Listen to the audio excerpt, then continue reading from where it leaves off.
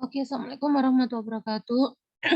Saya review lagi ya tentang penjualan downstream dan upstream. Aktiva tetap tapi dapat disusutkan. Yang ini yang dapat disusutkan. Yang pertemuan minggu kemarin kan yang tidak dapat disusutkan, yang contohnya adalah tanah. Ini masih sama ya, masih pakai edisi 9 jilid 1 akuntansi lanjutan. Penulisnya adalah Floyd Apims dan teman-temannya. Penjualan downstream pada akhir tahun. Asumsikan bahwa Perry Corporation menjual mesin kepada Super Corporation. Berarti induknya Perry ya, anaknya Super.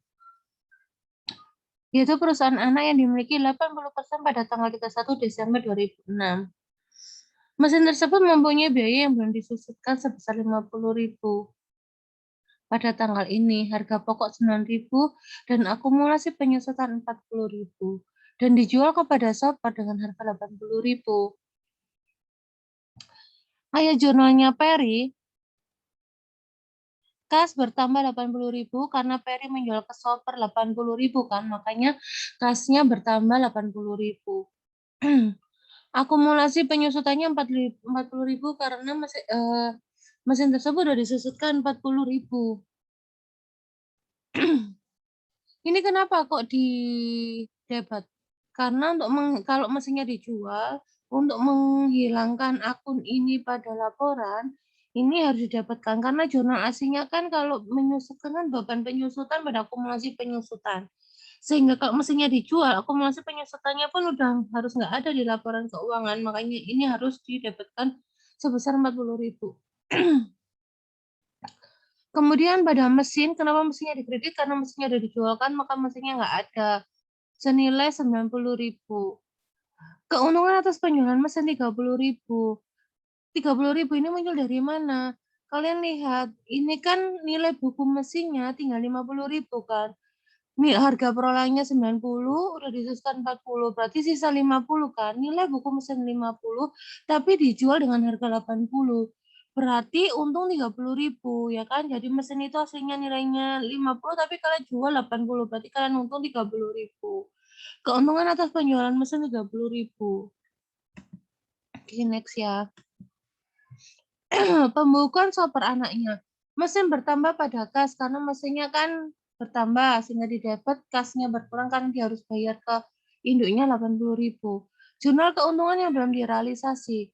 30.000 tadi kan keuntungan yang belum direalisasi karena mesin tersebut masih ada di tangannya anak sehingga ini harus ada jurnal eliminasinya untuk keuntungan yang belum direalisasi sehingga jurnalnya adalah laba dari Super 30.000 pada investasi dalam Super 30.000. Keuntungan atas mesin tidak boleh disajikan dalam laporan laba rugi konsolidasi tahun 2006 dan Perry mencantumkan mesin dalam neraca konsolidasinya 50.000. Seperti yang sudah saya jelaskan minggu kemarin bahwa nanti yang muncul mesinnya itu nggak boleh 80 tapi sesuai dengan nilai harga perolehan di awal, yaitu kalian harus membuat jurnal lagi untuk mengurangi nilai mesinnya. Keuntungan atas penjualan mesinnya 30.000 pada mesin 30.000 sehingga nanti mesinnya munculnya kembali 50.000. Kenapa? Ini kan ada mesin 80, kemudian dikreditkan 30 sehingga nanti yang muncul di laporan neraca konsolidasi adalah 50.000. Sampai sini paham ya? Kalian lihat yang ini biar nggak bingung. Tata review lagi ya. Ini 50.000 nilai mesinnya Perry ini kan udah habis kan, udah nggak ada kan. Jadi di Perry itu nggak ada nilai mesinnya karena udah dijual. Nah mesin nanti hanya muncul di Super 80.000. Nah ini yang nggak boleh. Jadi mesinnya itu harus kembali ke nilai perolehannya sebesar 50.000. Makanya di sini ada mesin 30.000 dikredit. Penjualan downstream. Ini harus kalian perhatikan ya, biar kalian nanti ketika bahas slide berikutnya nggak bingung. Tidak perlu penyesuaian atas hak minoritas. Kalau penjualan dari induk ke anak itu kalian nggak perlu menghitung hak minoritasnya berapa, nggak usah. karena penjualan antar perusahaan downstream tidak mempengaruhi laba anak. Yang kedua, jika penjualan induk ke anak terjadi pada awal 2006, mesin akan disusutkan oleh shopper selama tahun 2006, disusutkan oleh anaknya. Dan setiap penyusutan atas keuntungan yang belum direalisasi akan dipertimbangkan sebagai pengakuan bagian per bagian atas keuntungan selama tahun 2006.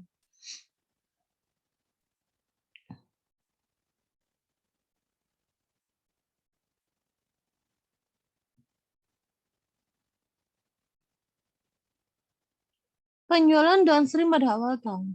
Asumsikan bahwa pada tanggal 1 Januari 2006, yaitu tanggal penjualan antar perusahaan mesin itu mempunyai sisa umur manfaat 5 tahun dan diperkirakan tidak mempunyai nilai residu.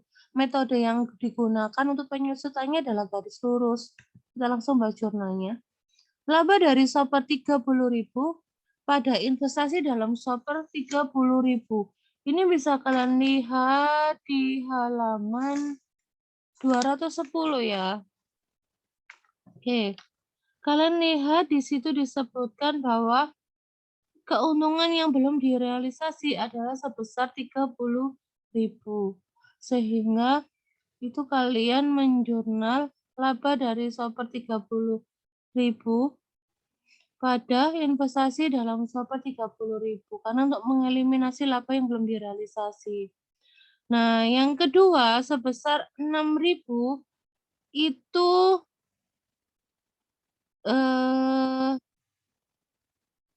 yang dimaksud dari poin yang ini. Bentar, saya tunggu. Poin ke dipertimbangkan sebagai pengakuan bagian per bagian atas keuntungan. Nah, ini adalah jurnalnya. Untuk mengeliminasi pengaruh penjualan antar perusahaan dari akun investasi Peri dalam shopper. Jadi tadi kan nggak dieliminasi 30.000-nya nih di awal. Nah, karena ini kalian kan masih dipakai sama shopper, sehingga kalian harus menghitung bagi keuntungan bagian per bagian karena ini kan disusutkan kan. Sehingga jurnalnya investasi dalam shopper 6.000 pada laba dari shopper 6.000. Ini tujuannya untuk mengeliminasi pengaruh penjualan antar perusahaan dari akun inventaris Peri dalam shopper untuk tahun 2006. Nah, yang atas ini adalah keterangannya ini ya. Sebentar, ini saya salah ya.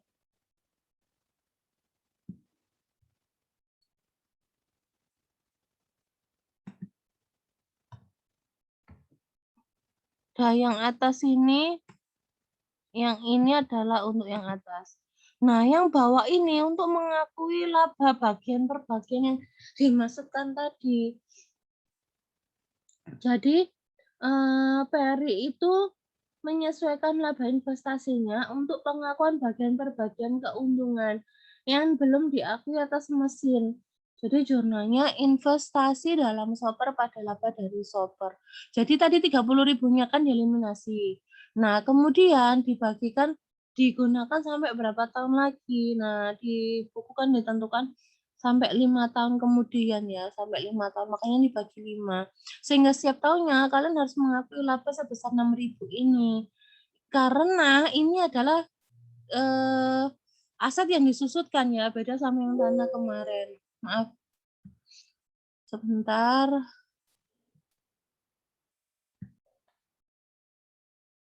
Jadi 30.000 tadi kan di awal kan dieliminasi ya atas keuntungan penjualan mesin. Nah, nanti kalian kan harus disusutkan itu mesinnya setiap tahunnya. Nah, saat itu juga kalian harus mengakui bagian per bagian keuntungan melalui penyusutan. Jadi nanti kalian akan mengakui 6.000-nya itu investasi dalam shopper pada laba dari shopper sebesar 6.000.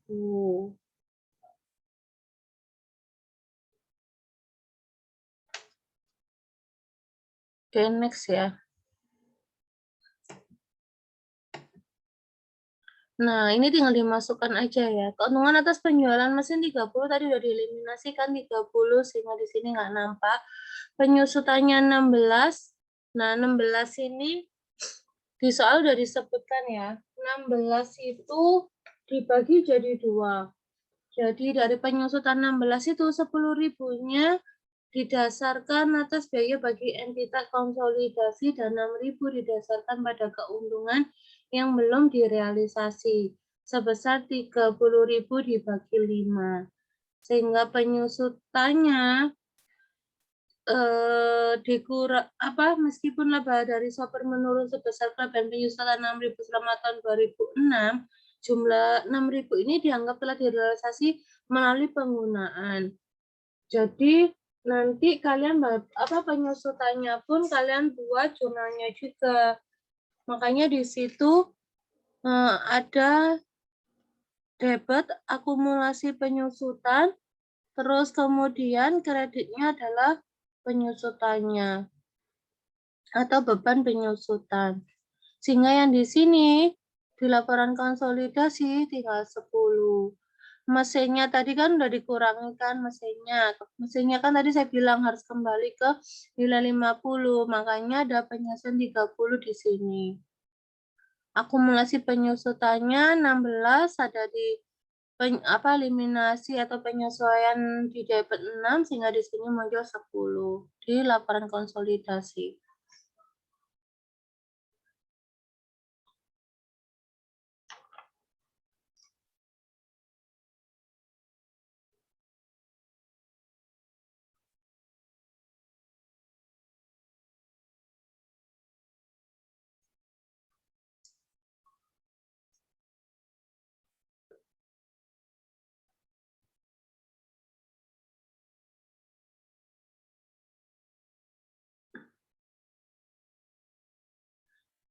Tak ulangin ya yang ini biar kalian nggak bingung.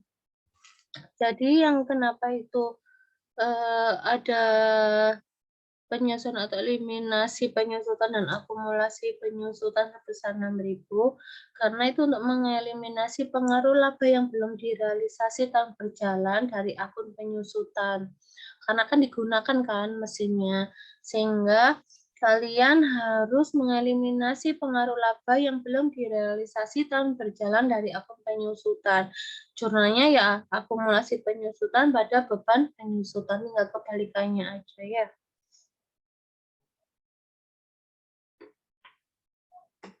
Oke, sekarang kita bahas yang ini ya. Penjualan upstream. Nah, ini perhatiin ya. Penjualan upstream, aktiva tetap yang dapat disusutkan dari perusahaan anak kepada perusahaan induk, menghasilkan keuntungan atau kerugian yang belum direalisasi dalam akun perusahaan anak pada tahun terjadinya penjualan, kecuali aktiva dijual pada nilai bukunya.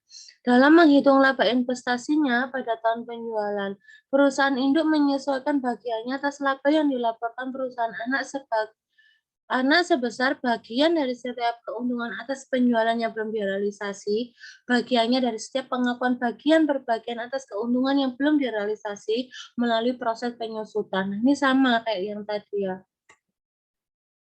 Ini langsung contoh soal aja. Pruitt Corporation membeli sebuah truk dari Scott, perusahaan anak yang dimiliki 80% oleh Pruitt.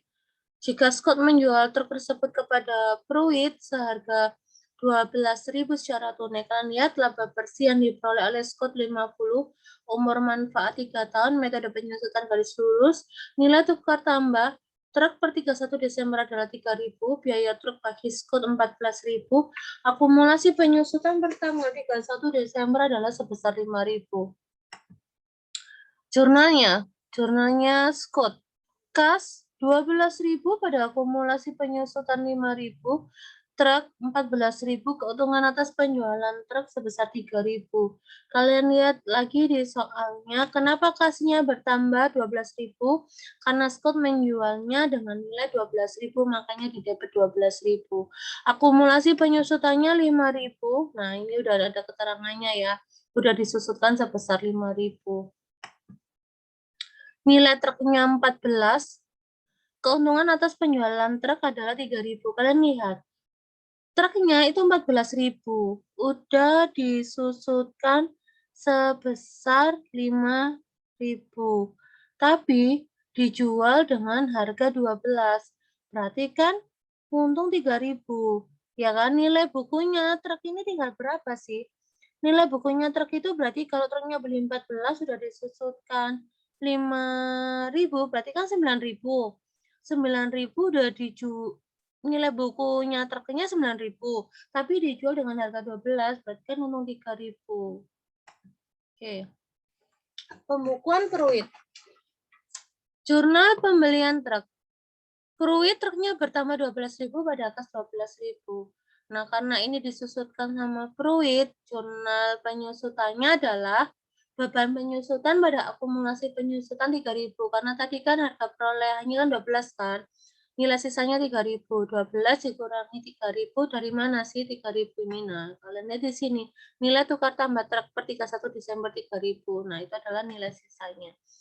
12.000 dikurangi 3.000 dibagi 3. Sehingga jurnal penyusutannya, beban penyusutan pada akumulasi penyusutan sebesar 3.000. Untuk mencatat laba investasinya, investasi dalam Scott pada laba dari Scott 38.400. Nah, ini untuk mengakui laba dari anaknya. Kalian lihat cara ngitungnya. Atas laba bersih yang dilaporkan Scott 50. Kalian lihat di sini. Nah, ini kan Scott melaporkan 50 kan.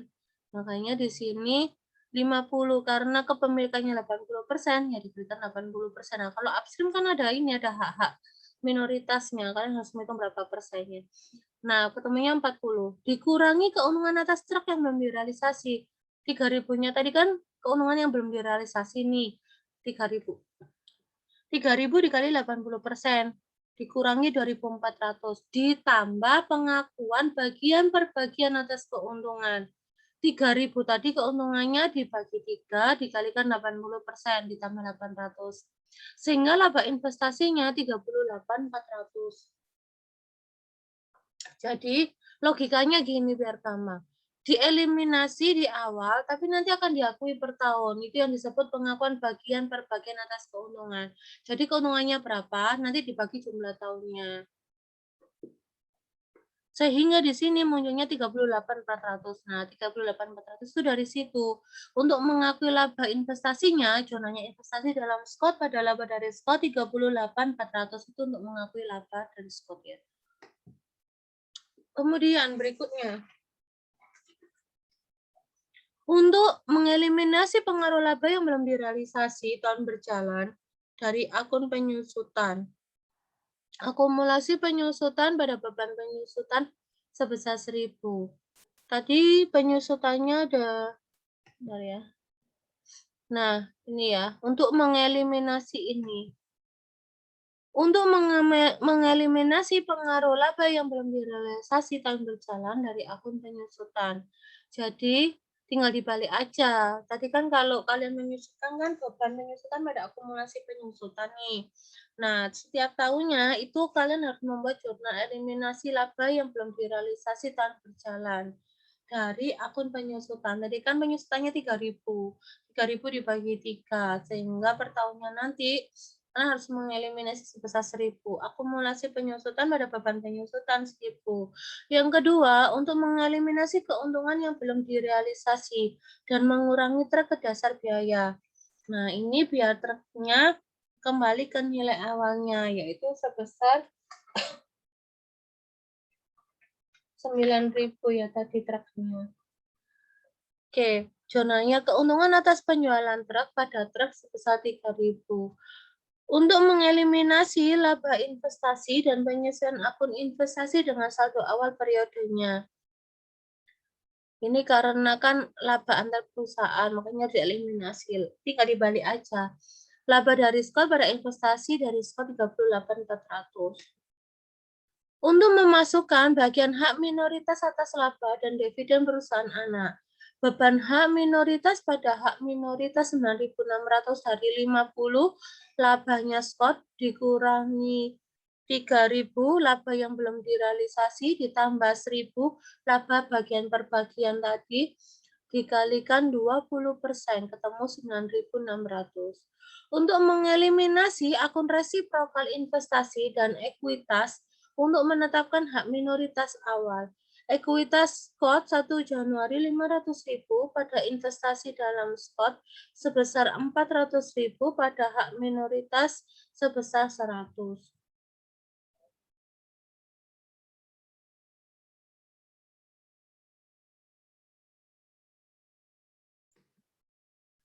Oke, ini tinggal kalian masukkan ya.